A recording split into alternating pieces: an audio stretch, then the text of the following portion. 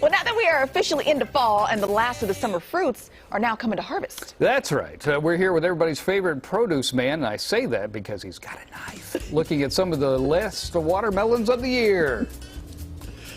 Hey, yeah, Michael. you know, all good things must come to an end, right? So we've been harvesting watermelons here in California since the Coachella Valley back in late April, early May, and here we are late September, running right into October, and they still got knives out cutting the watermelon.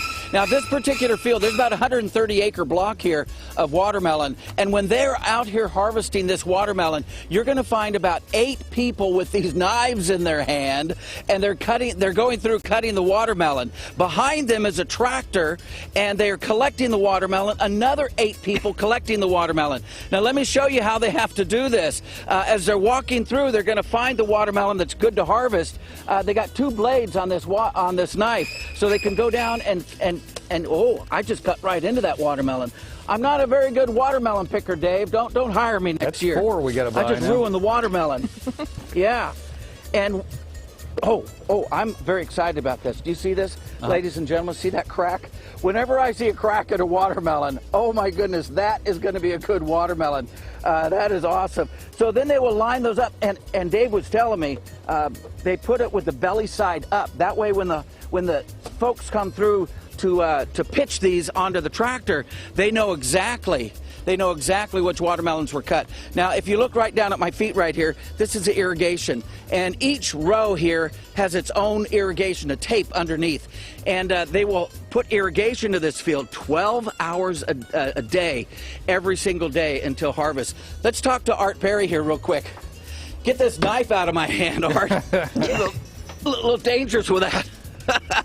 So, Art, watermelon. Yes, sir. 95% water, right? Yes, sir. It needs a lot of water. Dave, your farmer, was just telling me that 12 hours a day when these plants mature. Yes. This has been a tough year, and I know the season's over, but you got to be thinking about next year, right? Oh, yeah. Now, when we say 12 hours a day, remember it's on drip irrigation. Yes. So, you know, we use less water on drip than we use on furrow. So the growers have done a really good job about conserving water through the years, about the last 10 years.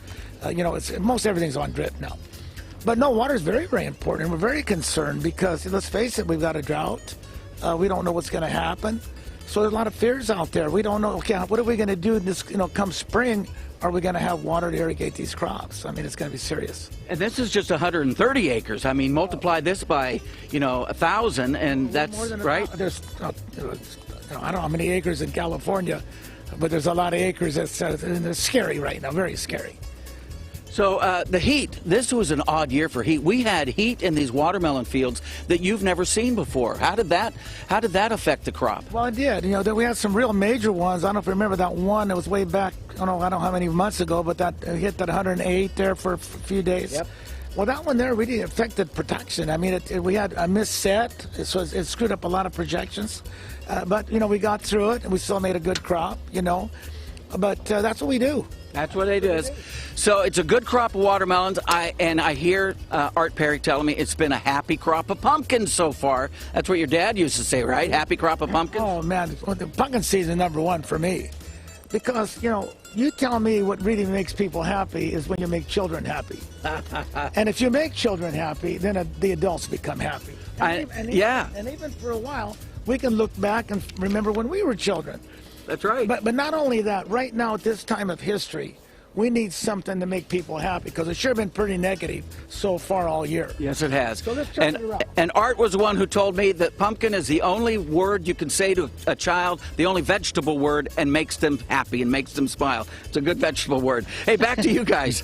A vegetable word. I love it. Yep. Thanks, Michael. Thank you, buddy. I love that shirt, too. You bet.